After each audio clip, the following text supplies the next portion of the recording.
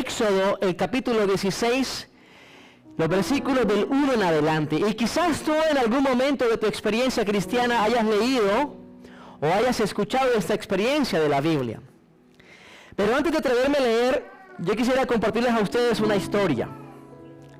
Y una historia real.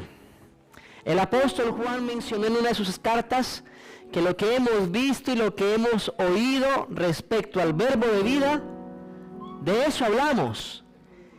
Y cuando usted ve la experiencia de Juan, Juan hablaba de lo que fue su experiencia. ¿Con quién? Con Jesús. Y yo no puedo ser diferente a eso. Yo vengo a hablarles acerca de mi experiencia con Jesús. Y yo recuerdo que estaba en la ciudad de Bogotá, Romo, y estaba allí como pastor y tenía que predicar en una ciudad a las afueras de Bogotá. Haz de cuenta Dallas y haz de cuenta Cleveland. Era más o menos un viaje de hora y 30 minutos en autobús. Así que me levanté muy temprano. Hermano Hugo, me levanté temprano que tenía que ir un sábado temprano, ya 5 de la mañana levantado, y de repente suena el teléfono. Y yo contesto el teléfono. Pastor, se metieron los ladrones a la iglesia. ¿Cómo así que Sí, se robaron un poconón de cosas, pastor. Y obviamente, pues, el buen pastor tiene que estar pendiente de sus ovejas. Y era una iglesia que quedaba al otro lado de la ciudad. Así que ya bien temprano me terminé de alistar, cogí el transporte público y 1 hora y 15 minutos llegando a la iglesia. ¿Usted se imagina eso? Pero no era la iglesia donde yo iba a predicar, no. Y entonces yo llegué allá y sí, habían roto una ventana, se habían metido los ladrones, se habían robado el equipo de sonido, los micrófonos, algunas cosas de los niños. Y bueno, ¿y ahora qué hacemos, pastor? Pues hermanos, nada. Prediquemos como predicaba el Señor Jesús, sin micrófono. Y entonces, bueno, y miramos después cómo resolvemos el tema. Y así lo hicimos, Romo. Así que dejamos a la iglesia ya medio organizada con los diáconos. Y entonces ahora comencé el viaje hacia la iglesia donde tenía que predicar. Y ya no estaba a 1 hora y media, estaba casi a 2 horas. Y yo preocupado, y yo ya no puedo estar en la espera sabática, pero al menos estaré en el momento de la predicación. Y yo recuerdo que rápidamente cogí bus y uno desesperado, aquí al menos en Texas tú coges tu autito y vas rapidito, ¿cierto? Por la vía, rápido y llegas, pero allí me era complicado, yo no tenía auto, así que dependía del transporte público. Y no es muy bueno en Colombia el transporte público. Así que llegué, cogí un bus y ese bus me llevaba hasta otra parte donde tenía que coger otro bus diferente para ir a esa ciudad afuera de Bogotá. Entonces me subí y miré el reloj y dije, bueno, vamos a tiempo, me ha rendido. Iba contento, iba feliz. Y cuando arrancó el bus, no habían pasado 20 minutos y de repente el bus frena. Y bueno, ¿por qué frena un semáforo? No, es que hay una carrera ciclística. ¿Cómo? Sí, una carrera ciclística, la clásica de Cundinamarca, así que toca esperar, porque no dan día hasta que no pasen todos los ciclistas. Oiga, hermano. Y qué carrera tan frustrante. Uno veía pasar uno en cicla allá. A los 2 minutos y medio, otro. Y yo decía, Señor, a ese ritmo, yo necesito ir a predicar. Por favor, Señor, si tú estás ahí, escúchame. Y a los 5 minutos pasaban otros 3. Oiga, ¿y en qué momento va a pasar el pelotón? El gozo de los ciclistas.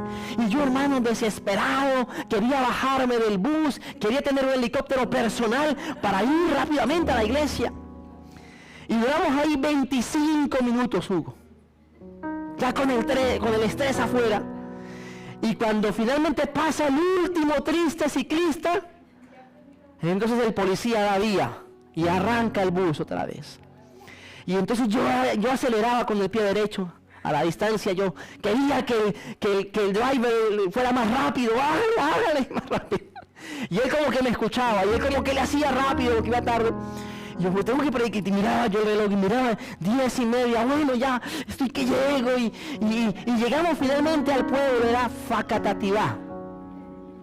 Y llegué, y hermano, yo me tiré de ese bus, literal, salí volando, con corbata y corriendo, yo corría. Y estaba a 2 cuadras de la iglesia, hermanos. Y yo llego y volteo. Y en la mitad de la cuadra estaba la iglesia. Y allí estaban las diaconisas, hermanos, esperando, los diáconos, haciéndome, pastor. Y yo, ya les llego. Sin embargo, cuando fui a avanzar, me di cuenta que había una cinta de peligro que bloqueaba la calle. Había policía. Y entonces empiezo a ver una escena terrible. Había una motocicleta tirada en el piso. Había un auto estrellado junto a un poste. Había policía. Había un señor tirado aquí en el piso. Otros dos allá. Casquillos de balas en el piso. Un arma por allá. Las personas de criminalística, los que levantan en Colombia los cuerpos cuando hay un asesinato, estaban allí tomando, midiendo y demás. Y yo queriendo llegar a la iglesia, pero no me dejaba. El policía me dijo, no puede pasar. Pero mira, es que yo soy pastor de esa iglesia. Y los hermanos, un robo, una frustrante carrera de bicicletas. Y ahora una escena del crimen.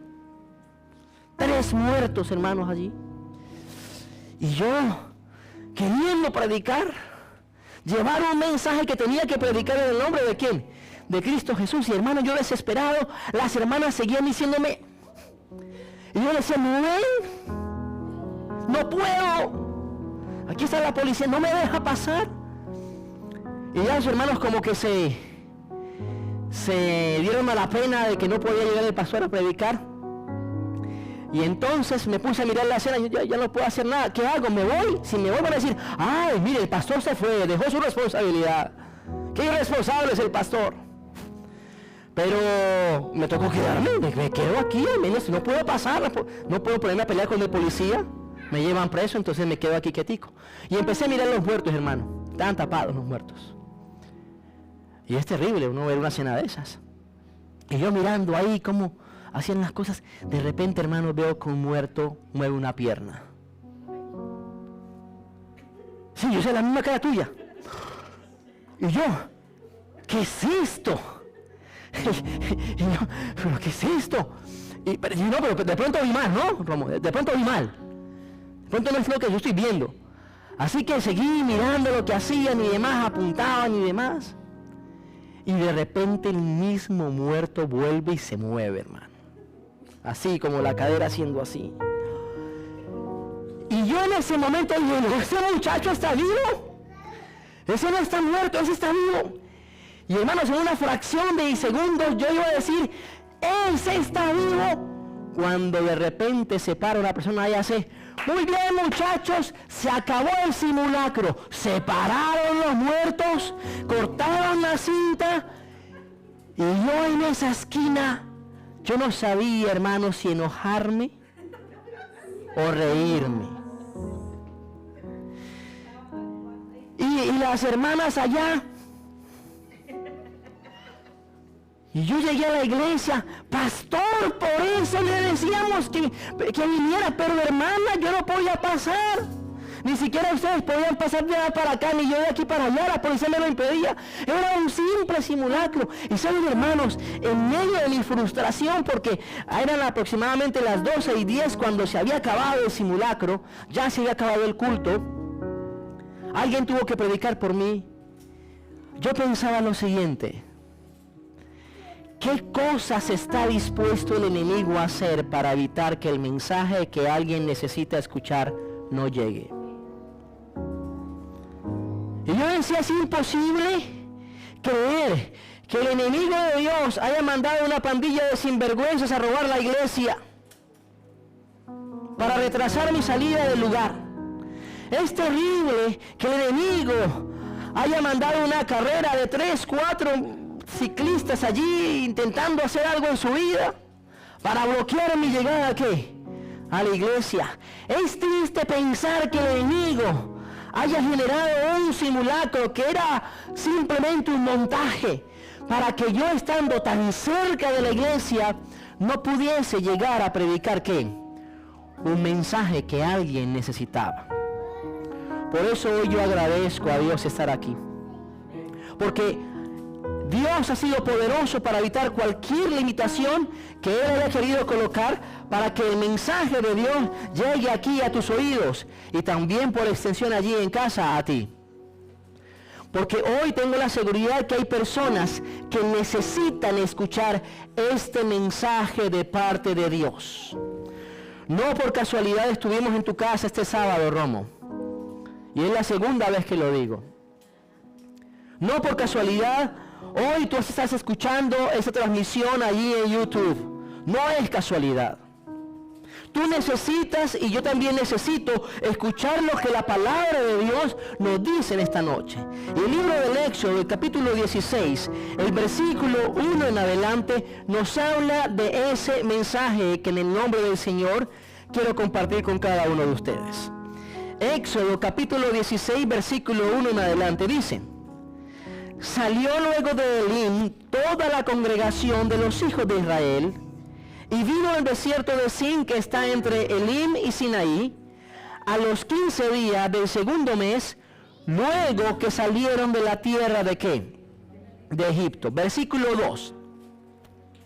¿Qué hizo el pueblo de Israel, hermanos? ¿Y qué? Y toda ¿qué? Y toda la congregación de los hijos de Israel murmuró ¿contra quién? Contra Moisés y a Aarón. ¿En dónde? En el desierto. ¿Saben, mis queridos hermanos? Yo no sé si usted es de los que por todo murmura. No lo sé. Pero hoy en día hay un espíritu en todo el mundo de murmuración. La gente está inconforme con todo. Si estamos en verano, ¡uy, qué calor! Si estamos en invierno, ¡uy, qué frío! Si estamos en primavera, ¡uy, qué viento! Si estamos en otoño, ¡uy, esos árboles sin hojas! Nada nos gusta, nada nos satisface. Todo el mundo queda debiendo, nadie es perfecto, nadie llena nuestras expectativas. Y saben, el capítulo 15 del mismo libro del Éxodo dice que el pueblo de Israel venía en una tendencia de murmuración permanente. Y yo quiero decirle a la altura de este estudio que si usted y yo mantenemos una actitud de murmuración, oh hermanos, tenemos que reflexionar nuestra vida. Porque la murmuración en muchos aspectos y en muchas ocasiones viene como consecuencia de una inconformidad. Alguien mencionó que el que murmura de otra persona es porque inconscientemente también sabe que a él le faltan esas ¿qué? De esas cosas de las cuales está murmurando. Y el pueblo de Israel venía murmurando. En el versículo número 24 del capítulo 15 del Éxodo, dice que el pueblo llegó a un lugar llamado Mara, donde el agua era ¿qué? Amarga.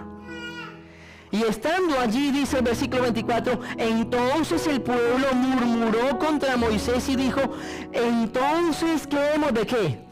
De beber. Y hay personas que quizás viven murmurando de su propia condición, de su propia condición desfavorable de vida.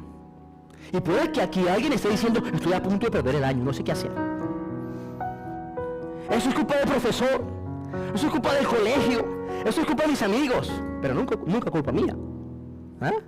¿Será que sí? ¿Será que no?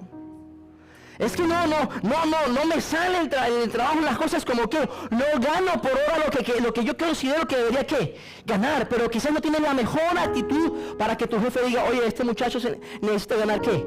Mucho más porque el trabajo lo hace ¿con qué? Con excelencia. Puede que eso pase. Y aquí el pueblo murmuró contra Moisés, versículo 3. Y miren lo que decían, atención a esto.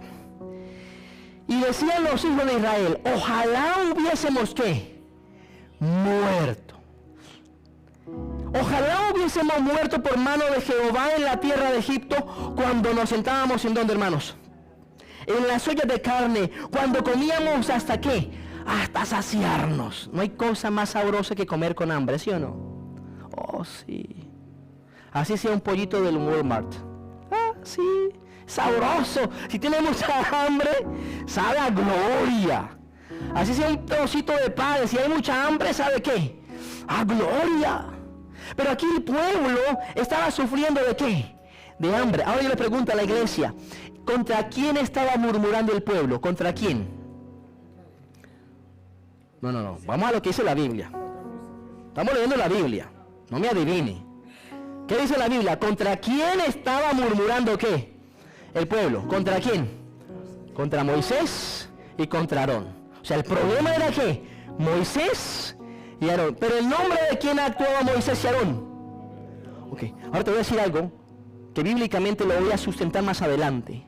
Pero cuando tú murmuras en contra de un hombre o una mujer que Dios ha colocado en una responsabilidad espiritual, tú estás murmurando también en contra de Dios.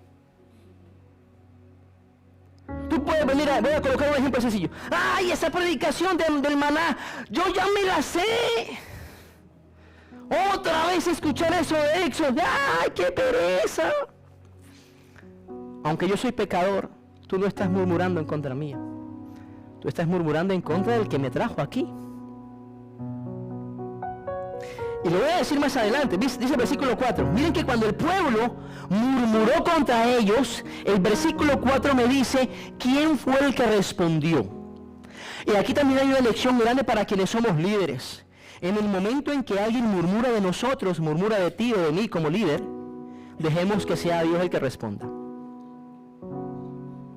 Dejemos que sea Dios que responda. Versículo 4. Y entonces Jehová respondió a Moisés y le dijo, he aquí, yo os haré llover pan de ¿qué? Del cielo. Ahora, mis queridos hermanos, yo no sé, hay una cosa que yo por muchos años, voy a confesarme aquí, soy pecador, ya lo he dicho, pero hay cosas que yo odié que mi mamá hacía.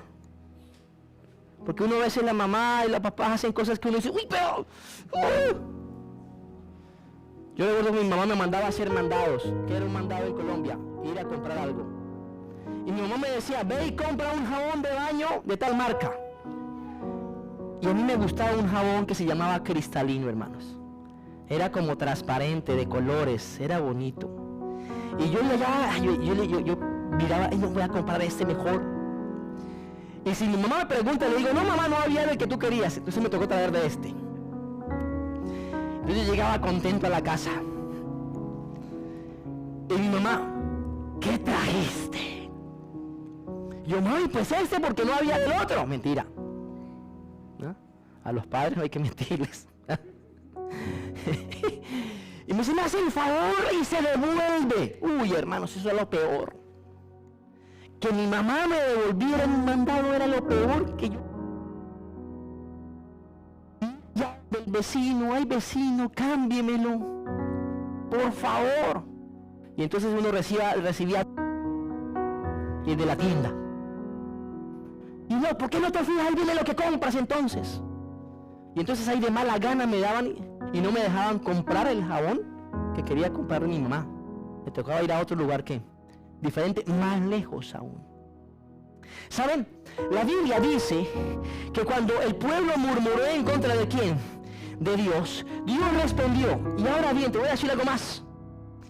El pueblo tenía una necesidad. Y ponte tú en el lugar del pueblo de Israel. ¿Tienes tú una necesidad hoy en día, sí o no? Sí. Hay necesidades físicas, emocionales, familiares. Pero por sobre todas las cosas hay necesidades espirituales, Romo. Hay necesidades espirituales, allí tú que me escuchas.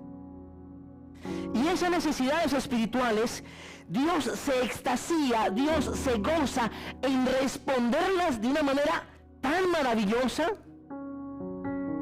¿Tienes hambre? La otra cosa que a mí me sacaba mucho de quicio era que le decía, mamá, tengo hambre. Y me decía mi mamá, allí hay agua de panela. Agua de panela es una bebida muy típica de Colombia. Me dice, mamá, yo tengo hambre, no tengo sed. Allá hay agua de panela. Y yo, ay, me rascaba la cabeza porque yo tenía aquí el hambre. A veces Dios también nos responde de una manera impresionante. El pueblo tenía hambre y ¿saben qué responde Dios? Ah, ¿tienen hambre? Yo les voy a hacer llover pan del cielo. Es decir, ¿Tienen hambre? Yo voy a hacer algo supremamente maravilloso, supremamente poderoso, que resuelva realmente tu ¿qué? Tu necesidad. Versículo número 4, segunda parte. Y el pueblo saldrá y recogerá diariamente la porción de un día para que yo lo pruebe si andan en mi ley o qué, o no. Versículo 5. Mas en el sexto día prepararán para guardar el doble de lo que se suele ¿qué? Recoger. Versículo 6. Aquí voy a justificar lo que ya hablé acerca de los líderes. Y entonces Moisés dijo a Israel: en la tarde, atención a esto, mis queridos hermanos, en la tarde sabréis que Jehová os ha sacado ¿de dónde? De la tierra de Egipto. Versículo 7. Y en la mañana veréis la gloria de ¿qué? De Jehová, porque él ha oído vuestras murmuraciones. ¿Contra quién? Contra Jehová. Miren esto. ¿Contra quién había sido la murmuración? Según el versículo número 3, número 2, contra Moisés y Aarón. Pero en el versículo número 7, Moisés en nombre de Dios dice: ustedes han murmurado no en contra de nosotros, sino en contra de quién? De Dios. Ahí está la justificación de lo que ya expliqué anteriormente. Ahora bien, hay dos cosas aquí importantes que quiero resaltar. La primera de ellas, Moisés dice: en la tarde sabréis que Jehová os ha sacado ¿de dónde? De Egipto. Es decir, en la tarde iba a pasar todos los días algo que le iría a recordar al pueblo que era Dios el que los había sacado ¿de dónde? De Egipto. Pero en la mañana algo diferente ocurriría. En la mañana ellos verían la gloria ¿de qué? De Dios. Es decir, en la tarde yo me voy a acordar que Dios me libró ¿de qué? De Egipto. En la mañana recordaré y veré la gloria ¿de quién? De Dios. Dos cosas importantes. Versículo número 8. Dijo también Moisés: Jehová os dará entonces en la tarde carne ¿para qué? Para comer. Ahora voy a empezar a hacer aquí la unión de los conceptos. Si en la tarde el pueblo se iba a acordar que Dios los había librado de Egipto, era porque en la tarde el pueblo iba a comer ¿qué, hermanos? Carne. Todavía no sabían cómo, pero iban a comer ¿qué? Carne. Y cuando estuviesen comiendo esa carne, se iban a acordar de sus palabras y de que era Dios el que los había sacado ¿de dónde? De Egipto. Y en la mañana, sigue aquí diciendo, y en la mañana, versículo 8, segunda parte, Dios os dará pan hasta saciaros, porque Jehová ha oído, y habla nuevamente aquí el Señor, vuestras murmuraciones con las que habéis ¿qué? Murmurado. ¿Contra quién? Contra Israel. Versículo número 12. Y dijo Dios: yo he oído las murmuraciones de los hijos de Israel. Háblales. Al caer la tarde comeréis ¿qué? Carne, y por la mañana comeréis ¿qué? Pan, y sabréis que yo soy Jehová vuestro ¿qué? Vuestro Dios. Versículo 13. Y venir a la tarde. Ahora vamos a ver cómo se dio ese proceso. Vinieron codornices que cubrieron el campamento. Es decir, la carne que iban a comer ¿de qué era, hermanos? De codornices. Dios envió codornices al campamento y entonces el pueblo podía tomar de esas codornices, prepararlas y comer ¿qué? Y comer carne. Pero en la mañana, atención a esto, en la mañana pasaba algo diferente. Y por la mañana os vais a saciar ¿de qué? De pan. Versículo 13. Venía la tarde, subieron las codornices, cubrieron el campamento, y por la mañana descendió rocío alrededor ¿de qué? Del campamento. Versículo 14. Atención a esto, porque aquí está el centro del mensaje. Y cuando el rocío cesó de descender, he aquí sobre la faz del desierto una cosa que menuda. ¿De qué forma era, hermanos? ¿Cuadrada, redonda, circular? Redonda, como una escarcha ¿sobre qué? Sobre la tierra. Y viéndolo los hijos de Israel, dijeron unos a otros, ¿qué dijeron? ¿Qué es esto? Más adelante, usted va a encontrar en el versículo 31 que el pueblo llamó a ese pan del cielo, lo llamó maná. Diga conmigo maná. No, maná no. Maná. Ok. Dígale que está al lado maná. Dígale. Maná. Ya cuando usted dice maná, ya usted es bilingüe o trilingüe, ¿no? Porque aquí usted habla en español, inglés y ahora hablas hebreo, ¿cierto? Llámese una palabra en hebreo. ¿Cuál? Maná. ¿Saben qué significa maná? ¿Qué es esto? Entonces, cuando el pueblo se levantó en la mañana y vieron que había caído como un poco de lluvia, vieron en el piso una especie de escarcha redonda, menuda, y todo el mundo decía maná, maná, maná, maná.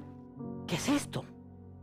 Y cuando el pueblo se estaba preguntando qué era eso, versículo 15, se preguntaban unos a otros, ¿qué es esto? Porque no sabían qué era. Entonces Moisés le respondió, este es el pan que Jehová os ha dado. ¿Para qué? Para comer. Entonces eso que el pueblo no sabía identificar, ese pueblo, eso que el pueblo no sabía entender, comprender, era el pan del cielo que Dios había prometido al pueblo de ¿qué? De Israel. Y lo llamaron maná. Es decir, ¿qué es esto? Era tan impresionante, hermanos, tan impresionante, que la gente no pudo colocarle un nombre. Y cuando viene a mi mente el concepto, la palabra maná, yo me acuerdo la experiencia de una hermana en un distrito en Bogotá. Alguna vez me invitaron a comer en su casa un sábado. Y ella era la directora de diaconisa de la iglesia. Y él era el primer anciano de la iglesia. Gustavo Galindo es su nombre. Y entonces la hermana en medio del almuerzo empieza a contarme la historia. Pastor, mi esposo es un milagro. ¿Cómo así que un milagro, hermana? Sí. Y empieza la hermana a contar. Mi esposo era un borrachín empedernido. Y yo miraba al hermano con cara de ángel. Y el hermano me decía, y yo le decía, no lo puedo creer. Y la hermana me contaba, pastor, miren, yo empecé a conocer la iglesia, me dieron los estudios bíblicos. Alguien tan aplicado así como lo es Hugo aquí en la iglesia. Iba y me visitaba y me daba los estudios a mí, a mi hijo. Y mi esposo, aunque no le gustaba, ya regañadientas dejaba que entraran los instructores bíblicos. Y yo decisión de bautizarme. Y él, aunque no me impidió, estaba muy pendiente de que yo iba a la iglesia y tenía que estar a cierta hora aquí. A las 6:30 él tiene que estar aquí en la iglesia. Y yo intentaba traerlo a la iglesia y él nada. Y dice, y un día hubo una campaña, pastor. Una campaña evangelística. Una semana de conferencias como esta. Y vino un pastor de otro lugar. Y el pastor empezó a predicar y el domingo, el segundo día de conferencias, entró Gustavo en una borrachera. Y se hizo en la última banca. Y la hermana no sabía, ay, qué vergüenza, este tipo me va a armar aquí un escándalo. Y él estuvo sentado en toda la conferencia ahí, más perdido que otra cosa. Y cuando cantaban el mismo tema, el hombre se paró y se fue. Bueno, al menos se fue. Pero el pastor empezó a hacer lo que nunca había hecho. Todos los días se emborrachaba para llegar muy a las 7 de la noche a la conferencia. Borracho. Borracho, perdidamente borracho. Y a todos los días allá en ese suplicio, por favor, sácalo, Señor. Y a veces en medio de su borrachera, cuando el pastor afirmaba algo, por ahí alguien decía, amén, y él decía, amén, amén. Y la hermana escondida.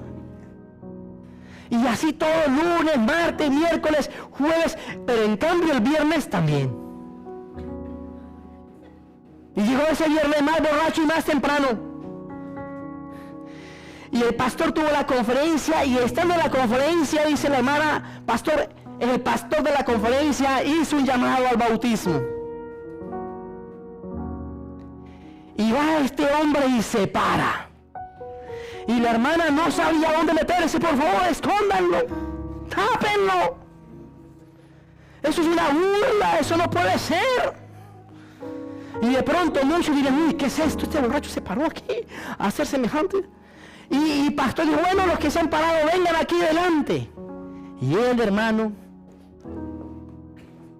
cogiéndose de las bancas ahí, llegó adelante. Ay, los diáconos no sabían si recibirlo o sacarlo.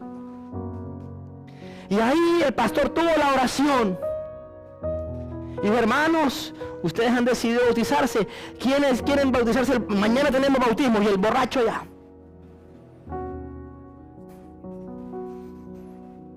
Bueno, todo el mundo creyó que el borracho estaba ¿qué? Perdidamente borracho. Dijo, pastor, ese fue el último viernes que sagradamente este hombre se emborrachó. El sábado en la mañana se levantó muy temprano, más que nosotros dos, dijo la hermana. Se alistó y fue a la iglesia. Y la hermana decía, yo fui con él, yo no le hablaba nada. Yo estaba enojada con él. ¿Cómo se le ocurre haber ido a la iglesia borracho en semejante condición? Eso no merece perdón ni mío ni de Dios, pensaba la hermana.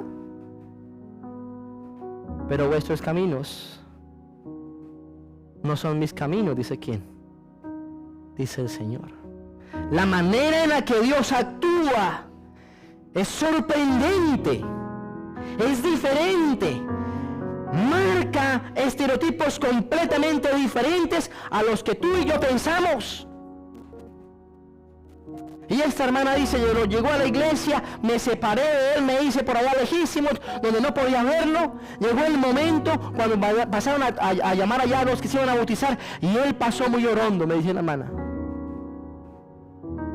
Pero en sano juicio, le tomaron el voto bautismal.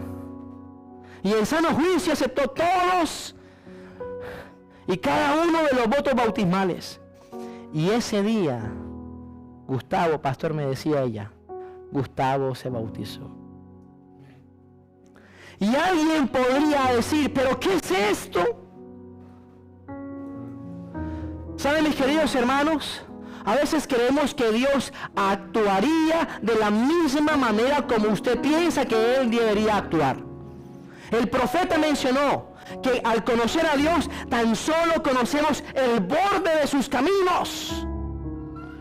Porque la manera en la que Dios actúa para salvar un alma es profundamente diferente a la forma como tú lo harías. Con cuánta razón el apóstol menciona que grande es el misterio de la piedad.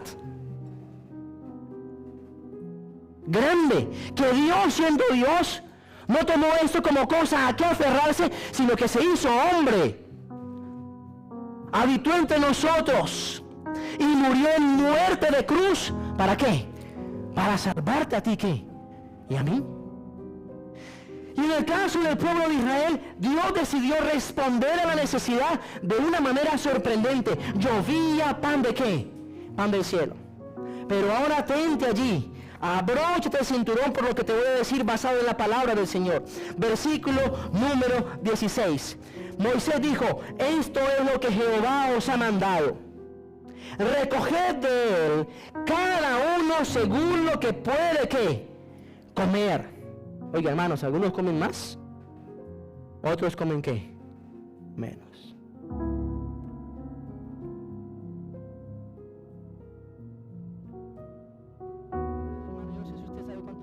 ¿A cuánto equivale un gomer? Un gomer es la 10ª parte de un efa, y un efa son 22 litros.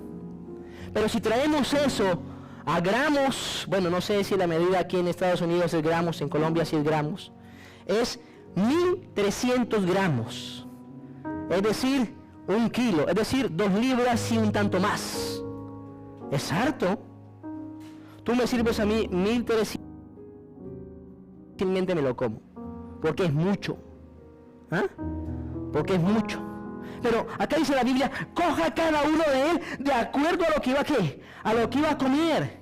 conforme al número de vuestras personas, tomaréis cada uno para los que están en donde, en vuestra casa. Versículo 17. Y los hijos de Israel lo hicieron como, así, unos recogieron más y otros recogieron ¿qué? Menos. Versículo 19. Atención a esto.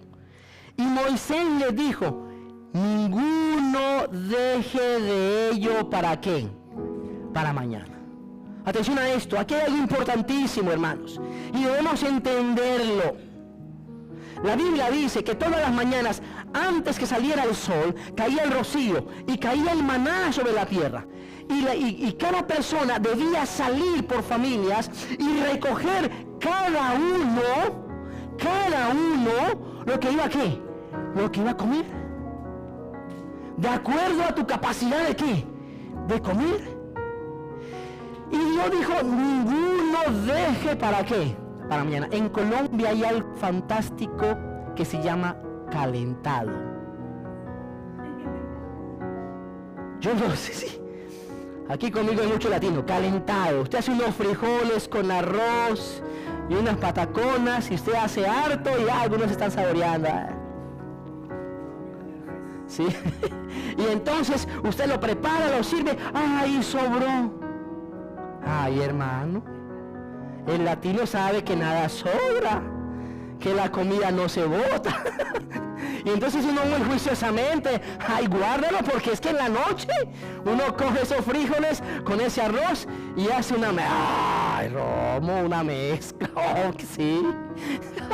Sí. Y entonces ya usted en la noche, ay, viene con hambre. Oh, me acuerdo que hagamos un calentado. Y usted come, algunos hacemos calentado durante mucho tiempo, ¿no? Y nos dura el calentado semana y media por allá, ¿sí? O cuando hacen tamales, sí, ¡ay! 2 semanas comiendo tamales. ¿Ah? Pero la Biblia dice acá, no puede haber ¿qué? Calentado. O sea, usted recoge lo que se va a comer ese día y se lo come ese ¿qué? Ese, no deje para mañana. Pero en la Biblia siempre nos muestra que hay gente que hace caso a Dios y gente que no hace caso, ¿cierto? Versículo número 22. Pero en el 6º día recogen el doble de la porción de la comida, 2 gomeres para cada uno, ¿cierto? Versículo 23. Y él les dijo, esto es lo que Jehová ha dicho, mañana es santo día ¿de qué? De reposo. Versículo 25. Y dijo Moisés, comedlo hoy porque hoy es día de reposo para Jehová y no hallaréis en dónde, en el campo. Miren que hay aquí algo interesante. Ya estamos aquí terminando. Si yo debía comer un jueves, salía ese jueves a recoger mi porción ¿de qué? De maná. Y lo preparaban de muchas maneras. Yo no voy a dar aquí un tips de cómo hacer maná. Eso lo iremos a ver en otra conferencia. Pero lo preparaban de muchas maneras. Pero yo no podía guardar para el día de mañana, porque el día de mañana, si yo dejaba del jueves para el viernes, la Biblia dice que pasaban 2 cosas. Empezaba a oler a feo y 2, le salían gusanos. Imagínese usted comiéndose un calentado y que puede ser algún gusano. O que usted vaya a colocar el calentado y sale algún olor como amargo. Usted dice, se dañó el que calentado. Eso no podía pasar entre semana. Pero el viernes era un día especial, Romo. Hugo era un día especial, María era un día especial. Porque el viernes se podía coger ¿qué? El doble de porción, porque el sábado no caía ¿qué? Maná. ¿No caía qué? Maná. Y entonces el que decía, no, mañana salgo muy temprano en la mañana, el sábado a recoger, salía. ¿Y no qué? Y no encontraba. Había momentos en la historia donde había que tomar ¿qué? Decisiones. Había momentos en el día a día del pueblo de Israel donde había que tomar decisiones. Y voy a contar algo porque estoy 3.922 kilómetros lejos de mi esposa. Entonces lo puedo contar, no me van a pellizcar cuando termine de predicar. Ni me van a decir, ¿por qué dijiste eso? Me lo dirán de por allá el domingo. Ah, me está viendo acá. Me está viendo acá. Señor, perdóname por lo que voy a decir. Bueno, hermano, yo recuerdo, bueno, la historia de mi esposa es una historia para una telenovela, sí. Pero voy a contar la última parte, Rom. Yo le oré al Señor por ella. Y les conté el sábado que en una roca, en una curva, fui un día a orar y le pedí, Señor, si es ella, déjamelo ver. Y ella me lo dejó ver. Pero a veces uno tiene la respuesta del Señor, pero como que nada sale. Y yo recuerdo que un día yo la llamé y le dije, mira, yo sé que Dios es que tú eres la mujer que Dios quiere para mí, pero te voy a ser sincero, es la última vez que te voy a insistir. Estoy aquí de rodillas por teléfono y me tienes a tus pies. Y ella me dijo, mamá. Y me dejó en visto, como dicen los jóvenes hoy en día. WhatsApp, 2 chulitos azules. Y bueno, terminamos la llamada y yo no, pero... Yo, Señor, pero tú me dijiste que era ella, ¿y qué pasó? Y al día siguiente la volví a llamar. Hola. Y dijo ella, ¿no era que no me iba a volver a llamar? No, pero es que el Señor es misericordioso. Y entonces, y mira, y yo intentando convencerla. Y ella como si nada, hermanos. Y terminamos esa llamada. Y yo más triste no podía estar. Y ahora comenzar de cero. Empezar a mirar. Y pasó ese día, yo recuerdo que era un 23 de diciembre del año 2007, no se me va a olvidar. Allá tampoco. Y yo recibo una llamada telefónica. Era ella. Entonces ya uno está digno, ¿no? 24 horas atrás de rodillas, pero ahora. Y era ella. ¿Aló? Yo sí. Oficina del doctor Izquierdo. No, mira, es que yo lo he pensado muy bien. Ah, sí. ¿Así? Y a mí me gustaría hablar contigo. Ah, ¿y de qué? No, yo quiero que dame la oportunidad de hablar y entonces. Y hermano, yo vivía lejos. El día anterior yo hubiese ido donde ella me dijera. Pero ya ese día, ¿quieres venir? Vente tú. Vente y ve lo que es bueno. Yo vivía lejos, man, lejos. Con ganas. Y le dije, sí, creo que voy a mirar mi agenda. Tengo media hora, te doy 30 minutos. Y esos 30 minutos, oye hermanos, y llegó. Esta mujer llegó. Y para resumirles el cuento, yo llegué así todo corbatado, era un 24 de diciembre. Y llegó allá y nos sentamos en un centro comercial, yo así muy distante. Me dijo, mira, yo quiero que nos demos una oportunidad. Uy, hermano. A mí me entró un fresquito. Una felicidad. Mira, yo les voy a decir algo más, hermanos. Ese ha sido el 24 de diciembre más feliz. Más feliz. Ahora, voy a decir lo que voy a decir en nombre del Señor, aunque ella me puede pellizcar en casa, no llegue a Colombia. Ella supo entender el momento. Y yo también. ¿Saben? El Señor mencionó en su palabra que ese maná, el Evangelio según San Juan, el capítulo 6 menciona que vuestros padres comieron el maná en el desierto y murieron.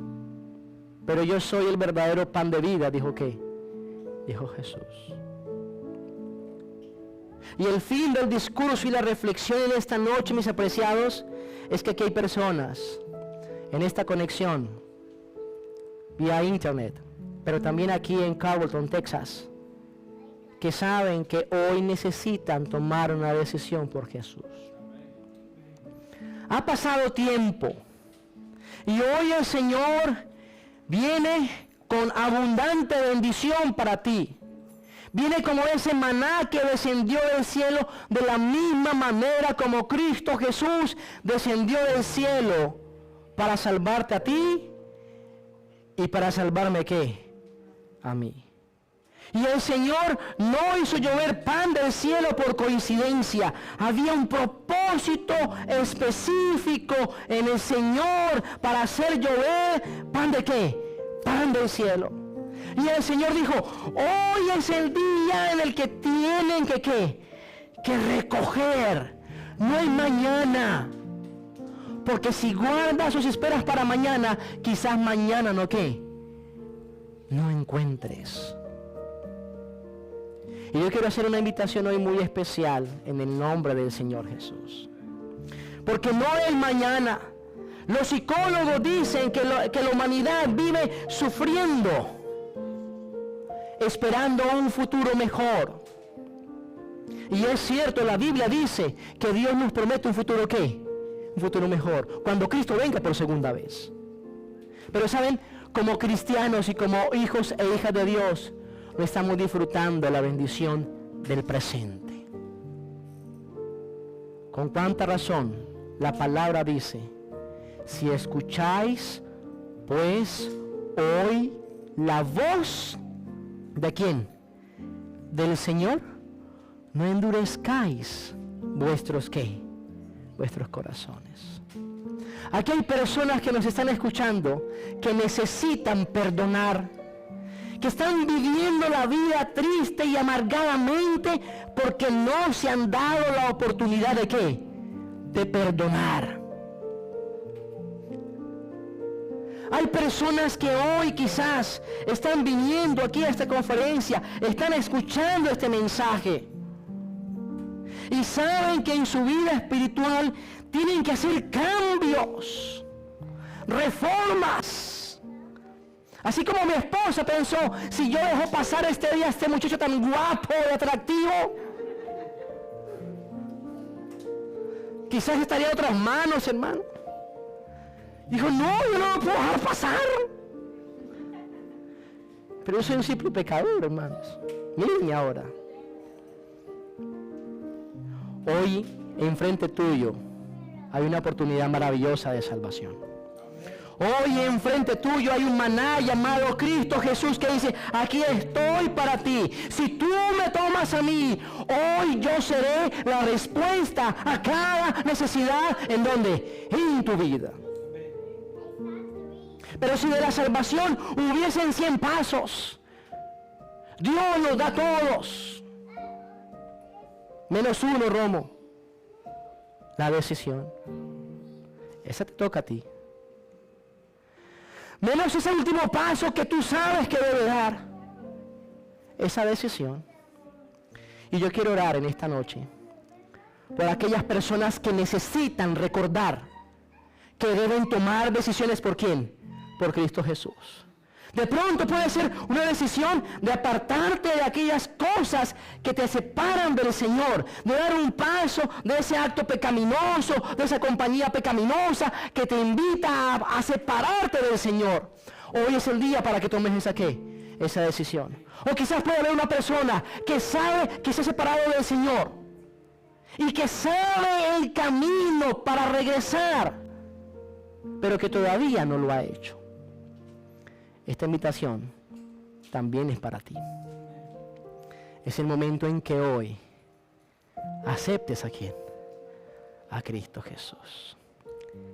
Si tú, allí donde estás, aquí, sientes la urgente necesidad de hoy tomar una decisión por Cristo Jesús, yo voy a hacer una invitación muy especial. No te voy a invitar a que te coloques en pie, no lo voy a hacer, no, hoy no. Pero sí te voy a pedir que si tú consideras que hoy tú debes tomar una decisión para cambiar tu condición presente, te unas a mí en esta oración, inclines tu rostro junto a mí, cierres tus ojos y oremos a nuestro Padre Celestial. Oremos. Oh Padre y buen Señor, gracias porque tu palabra dice que tú eres el pan de vida, Señor. Aquel pan del cielo que descendió para entregarnos salvación y vida eterna. Hoy, Señor, entendemos que es este momento y no otro diferente en el cual debemos tomar una decisión por ti. Gracias, Padre Celestial, porque desde Éxodo capítulo 16, así como el maná llovía cada mañana, y al recogerlo el pueblo vería la gloria de Dios, muchas personas que hoy nos escuchan y que nos escucharán en el futuro, saben que deben tomar decisiones para ver tu gloria, Señor, para ver tu poder. Hay personas que están sufriendo, que están cargando con dolor, que están cargando con angustia. Oh Señor, tú eres el pan de vida que resuelve cada necesidad. Bendíceles, Padre Celestial. Que ellos tomen la decisión de abrir ese regalo llamado Cristo Jesús, de dar ese paso de salvación. Muchos, porque no, tendrán que dejar a un lado padre y madre para seguirte a ti, Señor. La profecía y la Biblia lo dice. Pero de la manera como lo hagamos también, cuando tú vengas por segunda vez, recompensarás, Señor, abundantemente. Hay personas que se han alejado de ti. Ellos lo saben muy bien. Y esta semana no ha sido casualidad, sino ha sido causalidad. Hay una causa, hay un propósito que tú tienes, porque insistes, persistes y no desistes en salvarnos. Ellos también, Señor, hay personas aquí que necesitan tomar la decisión. Y por qué no, la decisión del bautismo, Padre. Por eso en esta hora, Señor, los encomiendo en tus manos. Tómalos, Señor, tócalos y hazlos completamente tuyos. Que este sábado, Señor, cuando terminemos este ciclo de conferencias, podamos ver la gloria de Dios. Hombres y mujeres entregando su vida a ti para salvación y vida eterna. Hombres y mujeres jóvenes cambiando su vida espiritual, Señor, a una vida transformacional de gozo, de poder y de gloria, porque esa es tu voluntad. Señor, gracias porque nos amas. Gracias por cada persona que se ha conectado y se conectará a esta transmisión, Señor. Y que por tu gracia y por tu amor, muy pronto podamos alzar nuestra mirada a los cielos, ver al Hijo del Hombre venir en las nubes de los cielos y decir: he aquí el que viene en las nubes, es nuestro Dios. Le hemos esperado y Él nos salvará. Con esa certeza de fe oramos, Señor, en el nombre maravilloso de tu Hijo, nuestro Señor Jesucristo. Amén y amén.